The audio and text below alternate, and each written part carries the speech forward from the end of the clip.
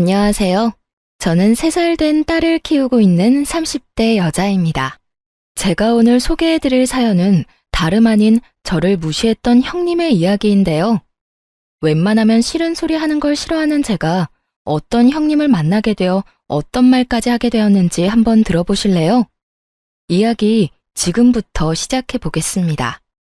저와 남편은 보육원 봉사를 다니며 만난 사이였어요. 저는 그 보육원 출신으로 고아였어요. 보육원을 나오며 느낀 점이 많았고 돈을 벌기 시작하자 제가 살던 보육원에 자주 오가며 제 동생 같은 아이들과 시간을 보내던 중이었죠. 남편은 그 보육원에 자주 오는 봉사단체의 일원이었는데 저와는 달리 공부도 많이 하고 직장도 좋은 곳에 다니고 있었죠. 약속을 한 것도 아니었는데 주말마다 보육원에서 남편을 보게 되었고 어느 날부턴가 남편이 저에게 관심을 보이는 것 같더라고요. 전 애초에 시작해서도 안 될 사람이라 생각했기에 그런 남편을 애써 피해 다니곤 했습니다. 아무래도 집도 잘 사는 남자인 것 같은데 그 미래가 훤히 보였던 터라 쉽사리 시작할 용기가 나지 않아서였죠. 하지만 남편은 그런 저를 끝까지 붙잡아 주었고 한결같은 남편의 모습에 딱 연애까지만 하기로 마음을 먹고 시작하게 되었습니다. 나를 한결같이 좋아한다는 남편을 밀어내기엔 저 역시 남편을 너무나도 좋아하게 되었고 그런 남편과 결혼까지 하기엔 제가 고아라는 사실이 저희의 결혼에 큰 산처럼 장애물이 된다고 생각했었죠. 그렇게 한순간 한순간이 행복하지만 아쉬운 날이 이어지던 어느 날 남편이 저에게 본가로 함께 가자고 하더라고요. 다은아, 오늘 우리 집에 가자. 어? 어딜 가자고? 우리 집에 부모님이 너 한번 보고 싶으시대. 날? 날 왜? 내 이야기 집에다 한 거야? 어디까지 이야기했는데 나 고아인 거 다 알고 계셔? 오, 내가 다 말했어. 다은이 네가 무슨 걱정하는지 다 아는데 나 믿고 일단 가자. 네가 걱정하는 그런 일 없을 거야. 남편은 걱정할 필요가 없다고 했지만 아무래도 걱정이 될 수밖에 없었어요. 그리고 속으로 이런 생각을 했죠. 아, 우리가 헤어진 날이 바로 오늘이구나 하고요. 전 그런 다짐들을 하며 시댁으로 가게 되었고 모진 말들을 쏟아낼 것이란 제 예상과는 달리 남편의 부모님들은 저를 따뜻하게 품어주셨어요. 다은 양, 왜 그렇게 긴장하고 있어요? 긴장 좀 풀어요. 우리 다은 양 안 잡아먹어요. 실물이 더 예쁘네. 우리 아들놈이 그렇게 다은 양을 귀찮게 했다면서요? 얼마나 대단한 여자길래 우리 아들이 저리도 애타하나 했더니 이렇게 보니 왜 그랬는지 알겠네요. 어쩌면 이렇게 예뻐요? 눈도 맑고 피부도 밝고 우리 아들이 푹 빠질만 하네. 어허, 이 사람아. 귀한 손님 불러놓고 계속 세워둘 거야? 얼른 밥부터 먹어야 할 거 아니야. 얼른 여기 편하게 앉아요. 저 사람이 손님 온다고 이것저것 많이 했어요. 내가 말했지? 걱정하지 말라고. 우리 부모님이 사진 말고 실물 보고 싶다고 하도 성하셔서 오자고 한 거야. 우리 집에선 너 웬만한 연예인보다 더 인기가 많다고. 그러니까 긴장 그만하고 앉아서 밥부터 먹자. 눈물이 나올 것만 같아 얼마나 참았는지 모릅니다. 살면서 이런 호의를 받아본 적이 있나 싶을 정도였어요. 그 후로도 전 시댁에 자주 오가며 지냈고 그렇게 2년을 연애하다 결혼까지 하게 되었습니다. 결혼을 하고 난 후에도 전 시댁의 사랑을 한몸에 받으며 생활하고 있었고 제가 임신을 할 무렵 비혼주의였던 시숙이 결혼까지 하게 되며 집안에 겹경사가 났다며 다들 기뻐해 주셨었죠. 시숙과 결혼을 한 형님은 대기업 연구원으로 저와는 달리 집안도 부유하고 척 보아도 곱게 사랑받으며 자란 티가 나는 사람이었어요. 그런 형님은 시댁 식구들에게도 잘했는데 단 한 사람, 저만 무시당한다는 느낌을 지울 수가 없었어요. 아무래도 어려운 시댁에서 그나마 의지할 수 있고 편히 대할 사람은 저뿐이라고 하지만 편해서 그렇다고 하기엔 선을 넘는 말들을 하곤 했죠. 하루는 시어머니가 접시를 주며 거기에 반찬을 담아내라고 하셨어요. 그래서 받아든 접시에 반찬을 담고 있는데 형님이 다가와 접시를 빼앗아 들더니 이런 말을 하더라고요. 동서, 여기에 그 반찬을 담으려고? 아무리 미적 감각이 떨어진다고 해도 이건 좀 아니지 않아? 딱 봐도 식욕 떨어지게 만드는 색조합이잖아. 꽃무늬가 뭐야, 꽃무늬가. 그러지 말고 저기 아무 무늬도 없는 흰 접시에 담아. 그게 더 깔끔하고 정갈해. 아, 그런가요? 그런데 그게요, 형님. 형님은 어머님이 골라준 접시라는 사실을 생각지도 못하고 있었고, 저는 우물쭈물 어떻게 해야 할지 몰라 쉽사리 대답을 못하고 있었어요. 형님은 아무 대답도 하지 못하고 눈치만 살피는 저를 보며 답답하다는 듯 닥달하기 시작했어요. 동서, 내 말 안 들려? 얼른 접시 다른 거 가지고 오라니까. 왜? 기분 나빠서 그래? 기분 나빠할 것도 많다. 다 동서 어른들한테 밉보일까 봐서 그래. 그렇지 않아도 동서는 눈치 볼 일도 많을 텐데 이런 거라도 잘해야 예쁨 받을 거 아니야? 아니, 기분 나쁘고 그런 게 아니라요. 사실 이거 어머님이 골라주신 거예요. 결국 저는 시모가 골라주신 접시라며 사실대로 형님에게 말했고, 형님은 순간 많이 당황한 듯 놀란 눈으로 저를 보더라고요. 이거 어머님이 골라주신 건데 그래도 바꿀까요? 저는 상관없긴 한데 아무래도 어머님이 아시면 기분 나빠하실 수도 있을 것 같아서요. 어떻게 할까요? 접시 바꿀까요? 저는 조심스럽게 물었고 형님이 무어라 말을 하려는 순간 어느새 주방으로 들어온 시모가 말을 보탰어요. 그래, 그거 내가 골라줬는데 왜 문제 있니? 아니요, 아무 문제 없어요. 형님은 많이 당황한 듯 애써 웃으며 상황을 모면하려고 했지만 이미 시모는 저를 무시하는 말을 다 들은 듯 형님에게 조금은 날선 목소리로 추궁하기 시작하더군요. 그런데 첫째야, 너 둘째한테 왜 그런 식으로 이야기하니? 네? 그게 무슨 말씀이세요? 형님은 딱 잡아떼려고 애썼지만 이미 늦은 뒤였죠. 시모의 얼굴은 딱 잡아떼려는 형님을 향해 잔뜩 굳어 있었고 굳은 표정만큼 말투 역시 굳어 있었으니까요. 내가 다 들었어. 너 우리 둘째한테 눈치 볼 일 많다고 하면서 접시라도 잘 골라야 예쁨 받을 거 아니냐고 하지 않았니? 왜 그런 식으로 말하는 거냐고 물었어. 너 혹시 우리 둘째가 부모님이 안 계신다고 무시하는 거니? 아니에요. 그게 동서 탓도 아니고 제가 왜 그런 걸로 동서를 무시하겠어요? 저 그렇게까지 나쁜 사람 아니에요, 어머님. 그저 제가 평소에 흰 접시를 좋아해서 동서한테 흰 접시에 담자고 했는데 동서는 어머님이 주신 접시가 있으니 고민한 모양이더라고요. 저는 어머님이 접시까지 정해주신 줄은 몰랐고요. 그런 과정에서 제가 동서 생각해서 한다는 말이 조금 강하게 나갔나 봐요. 동서, 기분 나빴다면 미안해. 정말 그런 뜻으로 한 말은 아니었어. 아니에요. 전 괜찮아요. 형님은 시모가 나서자 빠르게 사과를 해왔고 저는 180도 달라진 형님의 모습에 떨떠름한 기분이 있긴 했지만 그냥 좋게 상황을 넘기기로 했어요. 시모가 제 편을 들어주어 기분이 풀리기도 했을 뿐더러 지금 제 기분보단 형님의 기분이 더 상해 보였으니까요. 그렇게 형님이 날 무시하고 있다는 사실이 조금 더 명확하게 느껴졌고 그런 느낌이 들자 저도 모르게 형님과의 만남을 피하게 됐습니다. 홀몸도 아니었고 괜한 스트레스를 받고 싶지 않았으니까요. 그러던 어느 날 형님이 모처럼 쉬는 날이라며 잠시 보자는 연락을 해오더군요. 이유는 아기 용품을 좀 사주고 싶다는 것이었는데 마침 저도 아기 물건을 사야 하기에 겸사겸사 형님을 만나게 되었어요. 형님은 저를 보자마자 옷이 그게 뭐냐부터 시작해 가방은 그런 것밖에 없냐는 등 거칠애에 대해 시비를 걸기 시작하더라고요. 동서, 옷장에 그런 옷밖에 없어? 옷이 너무 싼티 나는 것 같은데 가방은 또 그게 뭐야? 동서, 이제 나이가 있는데 그런 가방 들고 다니기 창피하지 않아? 네? 그렇잖아.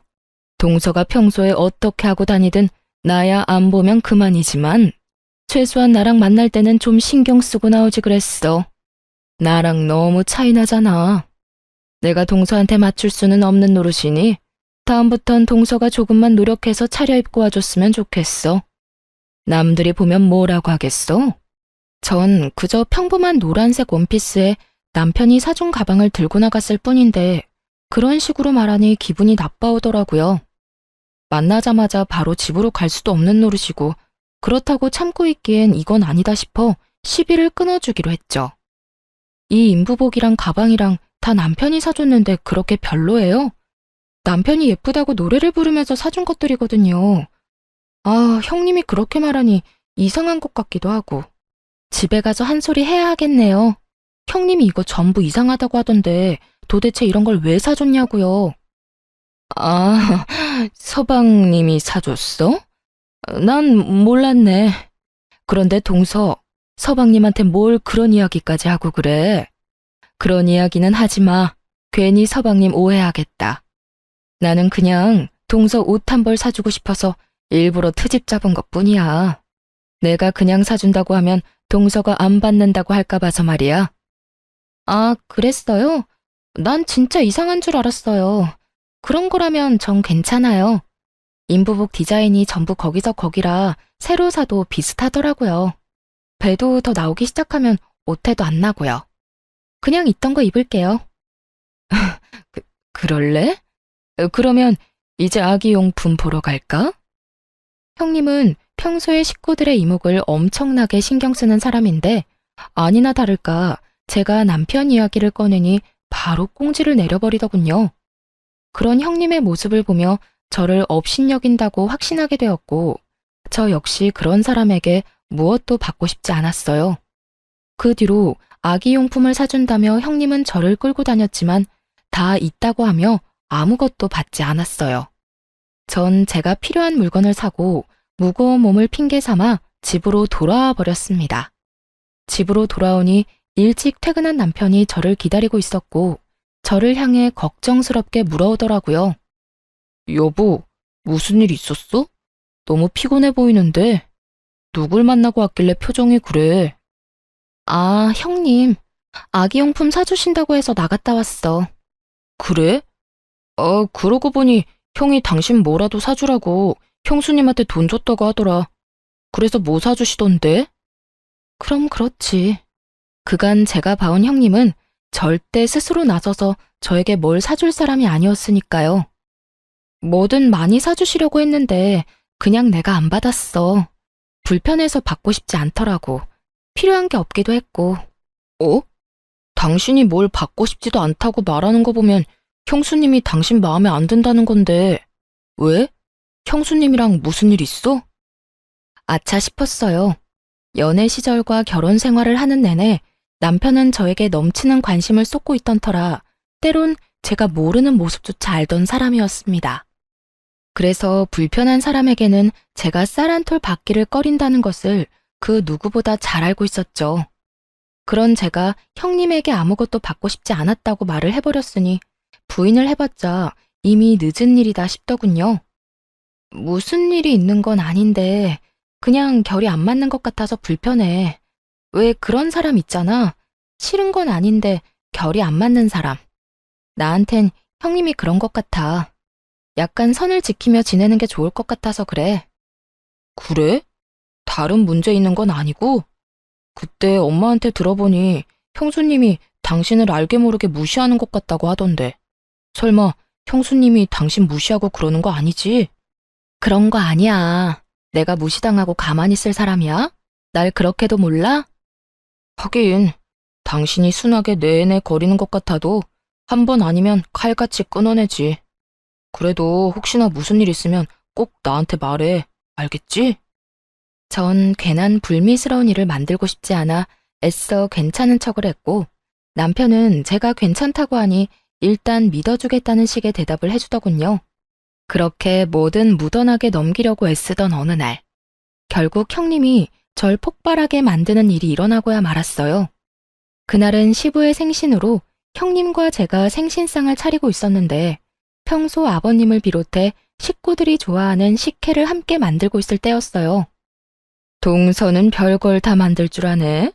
그런 건 누구한테 배운 거야? 가르쳐줄 어른도 없었을 텐데. 아, 보육원에서 배운 거야? 이 말에 폭발을 했냐고요? 아니요. 기분이 좋진 않았지만 참을 수 있는 정도였어요. 학교에 다니며 저런 말은 수도 없이 들었던 터라 저 정도 비아냥은 그저 우습기만 했어요. 아, 어머님께 배웠어요. 매년 생일에 이렇게 만들어드리더라고요. 남편도 좋아하고 해서 저도 배워두면 좋겠다 해서 배웠어요. 아주버님도 좋아하시는 것 같은데 형님도 이참에 배워두실래요? 아유, 됐어. 그까짓 거 얼마나 한다고. 요즘 수제식혜 얼마나 잘 만드는데 사 먹는 게 편하고 좋아. 그렇긴 하죠. 돈 주고 사 먹으면 편하긴 해요, 사실. 전 이제 그만 대화하고 싶다는 의미로 고개를 돌려버렸고 그쯤 하면 제 뜻을 알아듣고 그만해도 될 텐데 형님은 기어코 입을 또 열어버리더군요. 편한 걸 안다는 사람이 왜 이 고생을 하는 거야?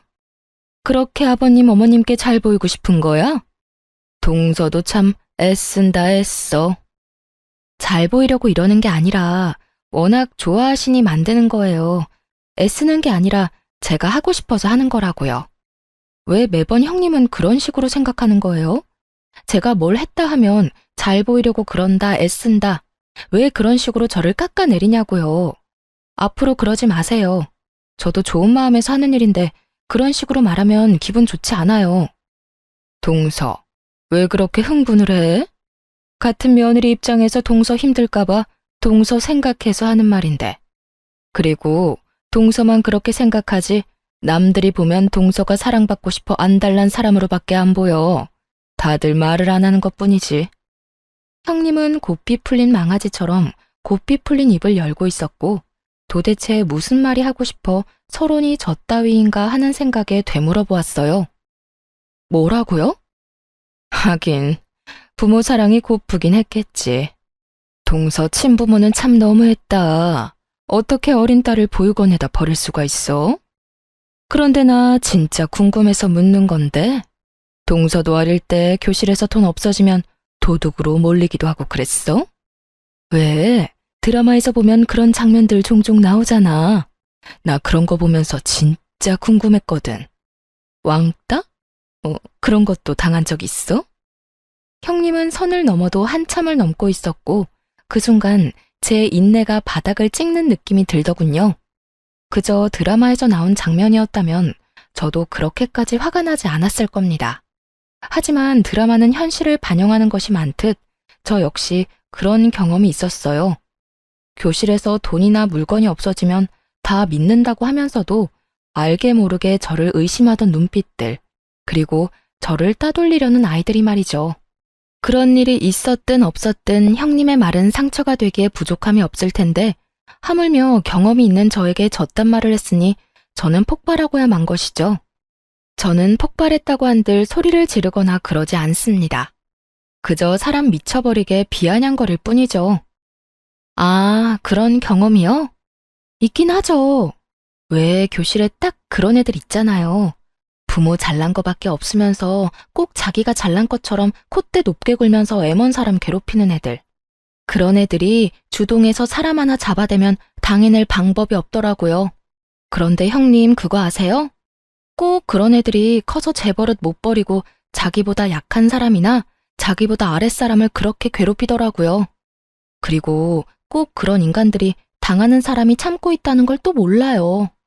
참아줄 때 적당히 하면 참 좋을 텐데 꼭 그 선을 넘어서 피를 보더라고요. 참 멍청하지 않아요? 그 좋은 집안에서 그 좋은 뒷바라지를 받으면서 마음 좀 좋게 쓰고 살지. 왜 그렇게 못되먹게들 사는지 이해가 안 돼요. 그렇지 않나요, 형님? 형님은 대기업 연구원답게 자신을 향한 제 비아냥을 단번에 알아들었고 순식간에 표정을 굳히며 제게 물어오더라고요. 동서, 지금 말에 가시가 있는 것 같다. 형님, 제 말이 생선이라도 되나요? 가시가 있게. 농담인데 안 웃으시네. 그런데요, 형님, 그렇게 정색하고 있을 필요 없지 않아요? 꼭 전곡이라도 찔린 사람 같잖아요.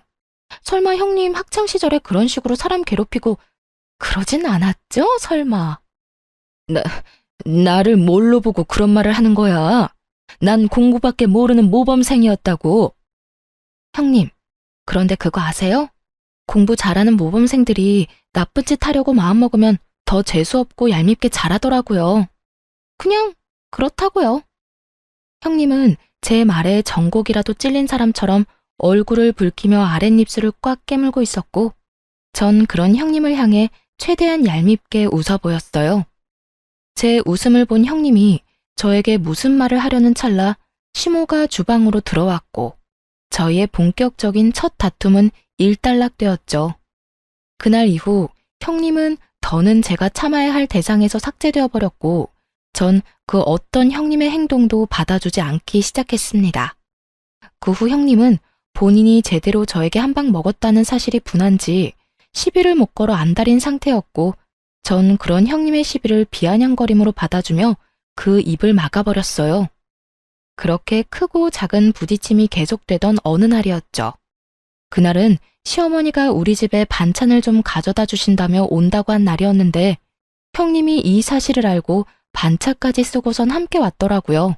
저희 집에 처음 온 형님은 이리저리 집을 둘러보며 코웃음으로 제 심기를 거스르고 있었고, 시모 역시 이런 저와 형님의 사이가 심상치 않음을 눈치챘는지 형님을 주시하며 살피고 있는 것이 보였어요. 하지만 이런 시모의 눈빛을 알지 못한 형님이 제가 반찬을 냉장고에 챙겨 넣자 흘러가는 말로 저에게 이런 말을 내뱉는 것 아니겠어요? 동서는 참 부모복이 많다고 해야 할지 없다고 해야 할지 모르겠어. 친부모는 동서를 버렸는데 시어른이 이렇게 동서를 챙기니까 말이야.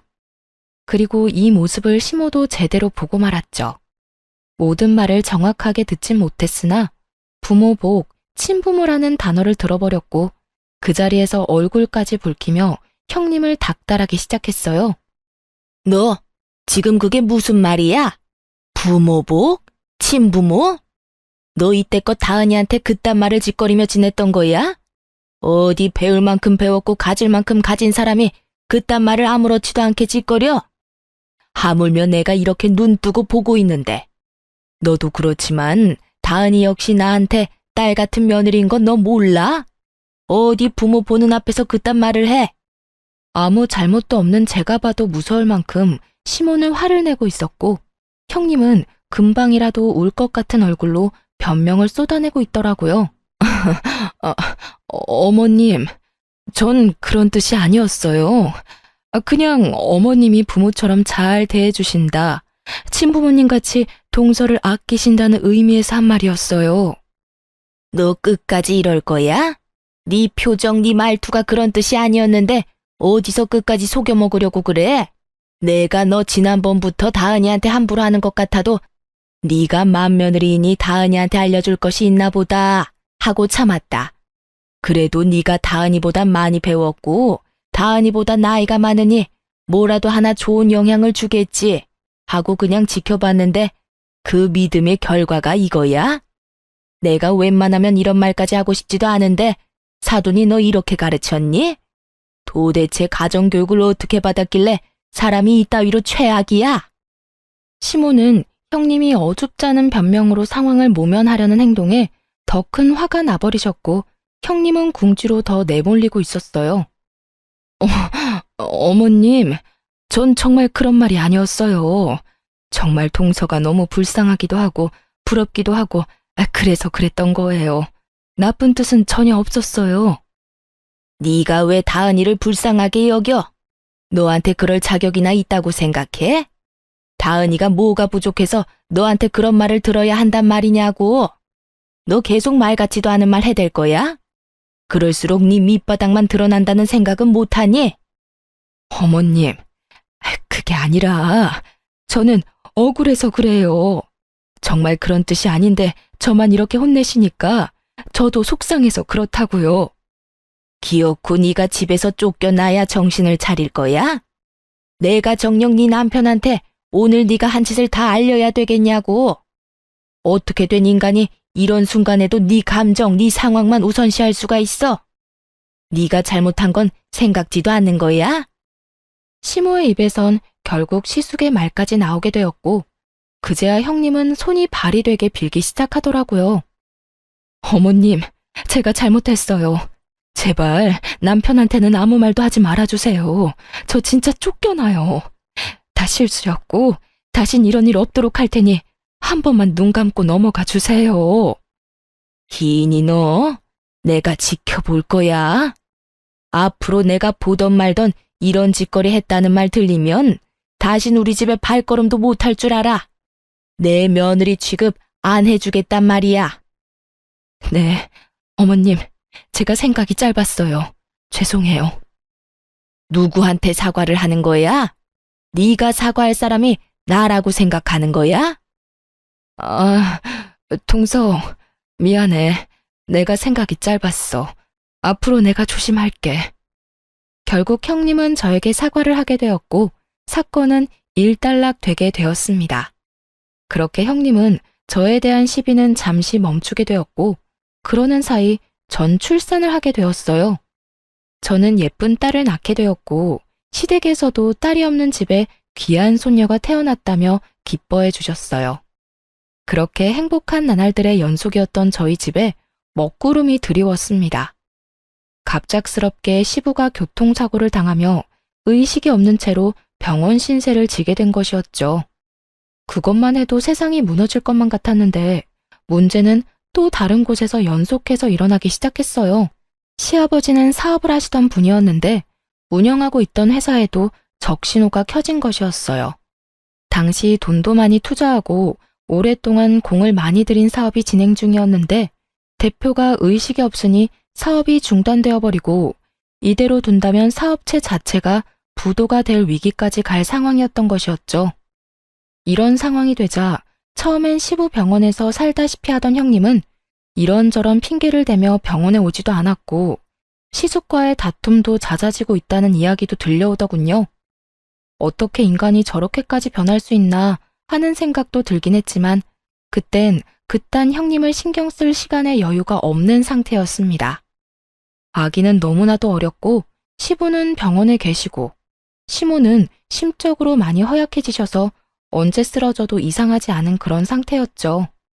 전 갓난아기를 업고 백방으로 다니며 회사 문제를 해결하려 애쓰고 있었고 남편 역시 다니던 회사를 그만두고 시부 회사로 출퇴근을 하며 어떻게 해서든 문제를 해결하려고 노력하고 있었어요.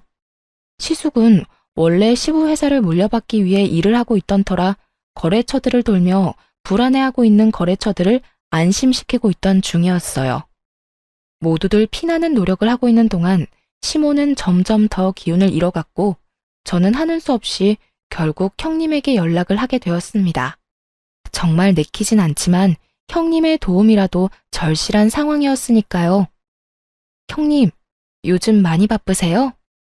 동서가 웬일이야? 나한테 생전 연락 한 통 없더니. 나 요즘? 그냥 그저 그래. 그런데 왜? 다름이 아니라 어머님이 요즘 통 기운도 없고 몸도 많이 안 좋아지셔서요. 아무래도 심적으로 힘들어서 몸도 처지는 것 같으신데 형님이 어머님 댁 가서 좀 챙겨주시면 안 될까요? 내가 왜 그래야 하는데? 나 노는 사람 아니야. 나도 일해야 하고 이리저리 바쁜 사람이라고. 조금 전엔 그저 그렇다고 했잖아요. 순식간에 말이 바뀌네요. 동서도 알고 있잖아. 나 원래 이런 사람인 거. 그리고 말이 나왔으니까 하는 말인데, 동서, 나한테 이런 전화 하지 마. 나 곧 이혼할 거야. 네? 이혼이요? 그래, 이혼. 내가 그 집안에서 그 수모를 겪으면서 왜 붙어 있었는데? 내 급에 맞는 남자라고 생각했으니까 어떻게 해서든 참고 산 거라고. 그렇게 참고 살다 보면 장남인 남편한테 그 회사가 갈 테니까. 그런데 지금 꼴이 어때?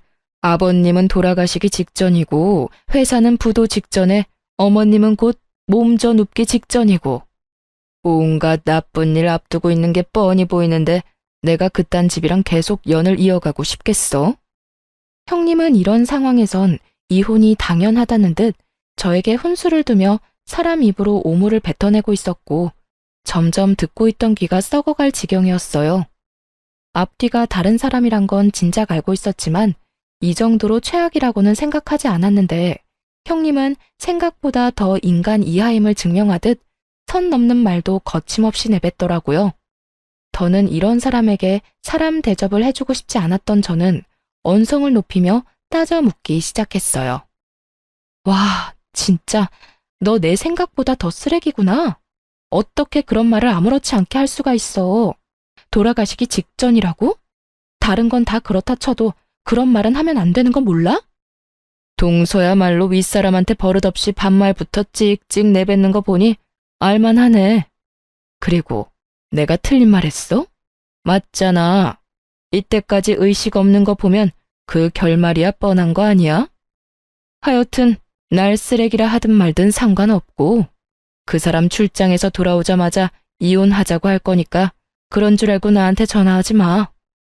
전화하라고 해도 안 할 거니까 걱정하지 말고 앞으로 네 신세나 걱정해. 내가 지금 이 순간을 땅을 치고 후회하게 만들어줄 테니까.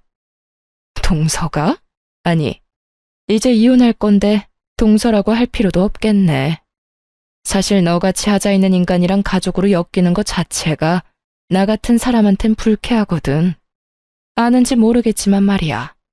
하여튼 네가 날 후회하게 만들 수 있다고 생각한다는 것 자체가 어이없긴 하지만 두고는 봐줄게. 과연 고아의 고졸인 네가 어떻게 날 후회하게 만들지 말이야. 그래, 잘 지켜봐. 고아의 고졸인 내가 좋은 부모 만나서 공짜로 대학 졸업장 받은 너한테 어떤 방법으로 이겨먹는지 말이야. 각오해도 좋을 거야. 어머나, 무서워서 눈물이 다 나려고 하네. 동서도 그러고 보면 참 불쌍해. 나는 이혼하고 돌아갈 가족이라도 있으니 이런 상황에 도망이라도 가지. 동서는 겨우 만든 가정 깰 수도 없으니 그러고 죽을 힘을 다해 애쓰는 거 아니겠소? 깰 수 없어서 애쓰는 게 아니라 깨고 싶지 않아서 애쓰는 거야. 난 너 같은 인간이 아니니까 말이야. 그래, 그렇게 생각하고 잘 살아봐. 네가 거지된 그 시대 것들 끌어안고 빌빌거리며 살 동안 나는 부자 남자 만나서 재혼할 테니까. 그러면 끊어. 다신 전화하지 말고. 전화를 끊고 나서도 한동안은 치가 떨려왔어요. 어떻게 이런 인간이 있나 싶어요. 제가 고아로 살아온 그 세월 동안 정말 별의별 인간을 다 봤지만 이렇게 추악한 인간은 처음이었고 저를 그만큼 화나게 만든 인간도 처음이었어요. 오죽했으면 고등학생 때 제 알바비를 떼먹은 사장놈이 착하게 느껴졌을 정도였으니까요. 하여튼 전 형님의 추악한 짓거리에 힘입어 회사 문제를 더욱 빠르게 해결해 나갔어요. 저 혼자만 노력한 건 아니었죠. 회사에서 20년, 30년 일해주신 여러 직원분들을 비롯해 입사한 지 반년도 채 되지 않는 신입사원분들까지 모두 한마음 한뜻으로 밤낮 없이 회사를 위해 노력했고 결국 저인 시부의 부재를 완벽히 메우게 되었습니다. 네, 회사에 사활이 걸린 일을 성공시킨 것이었어요. 그렇게 회사가 다시 일어서는 동안 형님의 이혼은 진행되고 있었고 마지막 법원 출석만 앞둔 날이었죠. 그날은 특별한 날이었기에 저와 남편 그리고 주인공인 시숙까지 모두 함께 법원에 가게 되었어요. 이혼이 선고되고 법원을 나서는데 형님이 또 비아냥거리기 시작했어요. 기다리고 기다리던 순간이었죠. 이제 정말 끝이네. 그동안 나 정말 수고하지 않았어? 급도 안 맞는 동서하고 가족으로 엮이느라 수고했고 그런 동서 편만 드는 당신 가족들 비위 맞추느라 수고했고 어쨌든 이제 이혼까지 했으니 다신 마주치지도 말자. 혹시나 쫄딱 망했다고 구질구질하게 찾아오거나 연락하지 말란 말이야. 그러면 가난하게 잘 살아. 형님은 한결같이 인간답지 않은 면모를 뽐내고 있었고 그런 형님을 저와 남편 그리고 시숙은 마음껏 비웃어 주었어요. 저희가 배를 잡고 웃어버리자 불안한 눈빛으로 이유를 묻더군요. 그런 형님에게 시숙은 모든 사실을 알려주었죠. 가난? 어떻게 하지? 당신이 그렇게 간절하게 바라니 가난하게 살아주고는 싶은데 그렇게는 안 될 것 같은데? 뭐? 그게 무슨 말이야? 우리 회사 다시 일어났거든. 거래 성사했고 그 덕에 우리 회사 창립 이래 최고 매출 달성 중이야. 이게 다 당신 덕분이야. 당신 덕분에 우리 모두 없던 힘까지 짜내서 일 열심히 했거든. 거기에다 이렇게 이용까지 해주다니 정말 고맙다, 당신. 뭐? 그게 사실이야? 거짓말이지? 괜히 내 앞에서 불쌍한 모습 보이기 싫어서 일부러 그러는 거지? 그럴 리가 없잖아. 내가 다 알아봤는데. 당신의 회사 가망 없다고 분명히 다 들었는데. 그랬었지. 그대로 뒀다간 가망이 없었겠지. 그런데 어떻게 하지? 거래는 성사했고 결국 우리는 해냈는데 말이야. 거짓말. 다 거짓말이잖아. 형님은 끝까지 그럴 리 없다며 현실을 외면하고 있었고, 그런 형님에게 시숙은 계약 성사 계약서를 내밀며 이렇게 말했어요.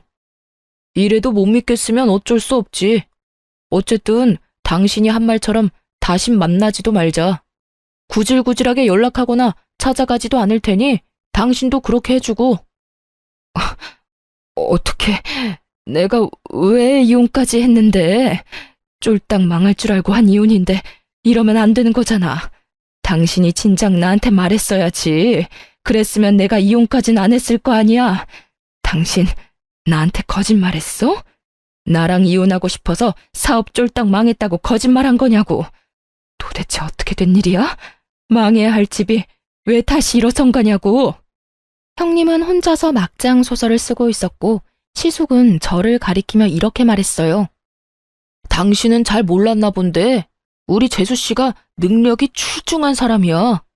임신해서 잠시 쉬고 있었다 뿐이지 우리가 진행하던 그 사업이 원래는 재수씨가 아이디어 내고 재수씨가 추진하던 사업이었다고. 원래 주인이 돌아왔는데 그 사업이 어떻게 실패하겠어? 당신한텐 어쨌든 고마워. 당신이 나랑 이혼할 거라고 하면서 우리한테 악담을 퍼부어줬다면서? 우리 재수씨가 그 말 듣고 힘내서 생각보다 더 빨리 사업을 일으켰지 뭐야. 뭐야? 그게 사실이란 말이야? 저 고아의 고졸 출신이 그런 일을 해냈다고? 그래, 당신이 그렇게 무시하던 재수씨가 해냈다고. 당신이 또 모르는 게 있는데 재수씨가 우리 회사에 일하던 시절엔 재수씨가 나보다 직급이 더 높았어. 그 정도로 능력이 출중한 사람이었단 이 말이지. 그런 사람을 감히 당신이 무시를 해? 당신이 뭐라고 사람을 무시해? 부모 잘 만난 거? 공부 좀 많이 한 거? 그러면 뭐래? 지금 그 모양 그 꼴인데. 그럴 리가 없어. 그럴 리가 없다고. 네, 맞아요. 저는 이미 결혼 전부터 시부의 회사에서 일을 하며 회사 내부의 일을 돕고 있었어요. 생각보다 경영이나 사업 추진에 소질이 있던 저를 시부께서 전적으로 믿고 밀어주셨기 때문에 가능한 일이었죠. 당시 제 직급은 친아들인 시숙보다 높을 정도로 시부는 저를 믿어주셨고, 그랬기에 저도 몰랐던 제 능력을 발견할 수 있었던 거죠. 그렇게 회사에 큰 도움이 되는 사업을 구상하던 중 갑작스레 임신을 하게 되었고, 가족이 무엇보다 중요했던 저는 태어날 아기를 위해 사업에서 한 발 물러서 쉬고 있었던 것이었죠. 이러한 사실을 전혀 몰랐던 형님은 저를 무시했던 것뿐 아니라 회사에 닥친 위기를 아무도 해결하지 못할 것이라 믿어 의심치 않았던 것이었어요. 모든 사실을 알게 된 형님은 자리에 주저앉아선 믿을 수 없다는 듯 혼잣말을 중얼거린다 싶더니 이내 정신을 차린 듯 시숙을 잡고 늘어졌어요. 여보, 내가 진짜 미쳤었나 봐. 내가 잠시 정신이 나갔었어. 우리 이혼 없던 일로 하자. 응? 제발, 내가 이렇게 빌게. 방금 내 말 못 들었어? 이혼해줘서 고맙다는 말. 그렇게 고마운 이혼인데 내가 왜 그걸 없던 일로 만들겠어? 난 절대 그럴 생각 없어. 여보, 그러지 말고. 우리 좋았잖아. 우리 사랑했었잖아. 당신이 나한테 한 번만 더 기회 주면 내가 정말 잘하면서 살게. 아버님 병간호도 내가 도맡아서 할 거고 어머님께도 더 잘하면서 살게. 기회? 그 기회는 당신이 잡고 싶을 때면 다 잡을 수 있다고 생각하는 거야? 안타깝지만 이제 당신한텐 기회라고는 없어. 그러니까 구질구질하게 굴지 말고 잘 살아. 얼마나 잘 살 수 있을지는 모르겠지만. 시숙은 단호하게 형님의 손길을 뿌리쳐버렸고 도저히 안 되겠다 싶었던 형님은 갑자기 저를 붙들고 늘어지기 시작했어요. 동서가 말 좀 잘해주면 안 돼? 우리 가족들 동서 말이라면 껌뻑 죽잖아. 이번에 동서가 회사도 일으켜 세웠으니 동서가 나 좀 받아주자고 한마디 해주면 다들 없던 일로 치고 나 받아줄 거야. 그러니까 동서가 말 좀 잘해줘. 우리 가족이잖아. 이제 와서 가족이라니 정말 웃기지 않나요? 언제는 저에게 가족으로 엮는 것 자체가 불쾌하던 사람이 저에게 가족을 운운하며 매달리고 있었어요. 그런 형님의 모습을 보는데 화가 나기는커녕 불쾌한 기분이 올라오더라고요. 전 그 불쾌한 손길을 풀이치며 이렇게 말했습니다. 가족? 이제 와서 가족? 언제는 나하고 가족으로 엮는 것조차 불쾌하다고 하더니 이제는 가족이 되고 싶어? 그런데 어떻게 하지? 난 너 같은 인간이랑 가족 되고 싶지 않은데 힘들 때 나 몰라라 버리는 인간이랑 가족이 되고 싶겠어? 동서, 그땐 내가 제정신이 아니었어. 갑자기 집안도 힘들어지고 동서랑도 사이가 안 좋으니까 그냥 홧김에 그랬던 거라고. 그래, 내가 많이 예민해서 그냥 뱉은 말인데 이렇게 이혼까지 하게 될 줄은 몰랐어. 이렇게 후회하고 있으니까 동서가 제발 나 좀 살려주라. 후회? 좋은 말이네. 내가 말했지? 너 땅을 치고 후회하게 해준다고. 꿀 좋다. 그렇게 자신만만하게 굴더니 결국 내 말대로 됐네? 기분이 어때? 고아의 고졸인 내 앞에서 이렇게 무릎 꿇고 비는 기분이? 자존심에 금이 간 형님은 몸을 일으켜 저에게 달려들었고 전 그대로 반동을 이용해 바닥으로 내팽개 쳐져 버렸어요. 형님은 그대로 바닥으로 고꾸라졌고 손을 툭툭 털며 말했어요. 진짜 꿀 좋다. 그러게, 마음 곱게 쓰라고 내가 말했지? 앞으로 네 인생은 늘 이 모양 이 꼴일 거야. 네가 부모가 있든 그 부모가 부자이든 말든 네가 인생을 그따위로밖에 못 살면 늘 그 모양 그 꼴일 거란 말이야. 그러니까 제발 착하게 좀 살아라. 아니, 제발 인간답게라도 좀 살아. 그렇게 저희는 돌아와 버렸고 그 뒤로 들려오는 형님의 소식은 쌤통 그 자체였습니다. 처음 형님이 이혼을 본가에 알릴 당시 본가에선 이혼을 반대했다고 해요. 하지만 형님은 다 망해가는 집안에서 가난하게 살고 싶지 않다며 막무가내로 우겨대는 바람에 이혼을 허락하게 되었는데 망해야 할 집이 더 크게 성공해버렸으니 크게 화가 난 것이었죠.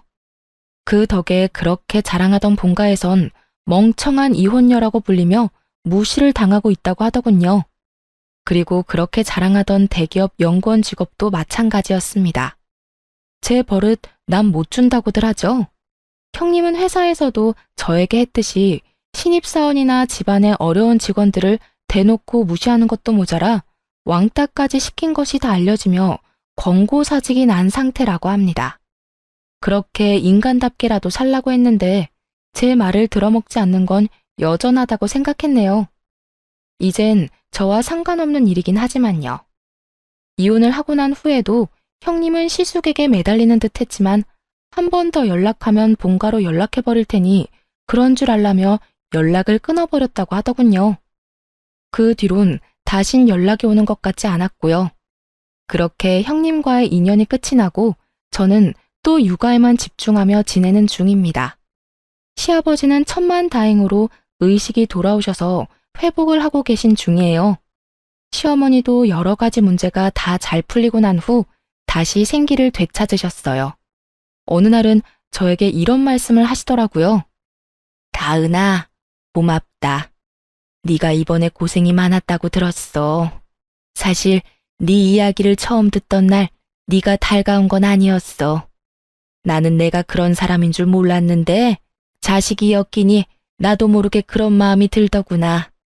그런데 계속 네 이야기를 듣고 네 사진을 보고 내 아들이랑 잘 지내는 모습을 보면서 네가 궁금해졌고 그렇게 널 처음 보는 날 내가 너를 품어줘야겠다고 생각했었어. 처음 본 그날 네가 너무 예뻤거든. 그런데 지금 돌아보니 내가 널 품은 게 아니라 네가 우리를 품어주고 있었구나. 너 때문에 우리가 다시 웃으면서 살 수 있게 됐어. 고맙다. 이렇게 말씀해 주시는데 정말 얼마나 울었는지 모릅니다. 저야말로 시부모님께서 저를 잘 품어주신 덕분에 이렇게 잘 살아가고 있는 것인데 저런 말씀을 해주시니까요. 전 저에게 계속 고맙다는 말씀을 해주시는 시모의 품에 안겨 앞으로 제가 더 잘하고 제가 더 사랑받을 수 있게 노력하며 살겠다고 다짐 또 다짐하게 되었습니다. 요즘엔 시댁에서 지내고 있는데 시숙도 시댁에서 지내며 즐거운 나날들을 보내고 있어요. 딸은 어느새 3살이 되었고 요즘엔 딸 재롱을 보는 재미에 푹 빠져 살고 있어요. 남편은 말할 것도 없거니와 시숙마저 저희 딸 재롱에 껌뻑껌뻑 넘어가선 지갑이 다치는 걸 본 적이 없네요. 그런 모습을 보고 있는 전 너무나도 행복하고요. 평생 외로웠던 저였는데 좋은 남편, 좋은 시댁을 만나 요즘처럼 인생이 즐겁고 행복한 적이 또 있나 싶거든요. 앞으로도 지금처럼만 행복하게 살 수 있도록 노력하며 살아가 보려고요. 이로써 저의 사연도 끝이 났네요. 저의 긴 사연 함께 해주신 분들 감사합니다. 좋은 하루 되세요.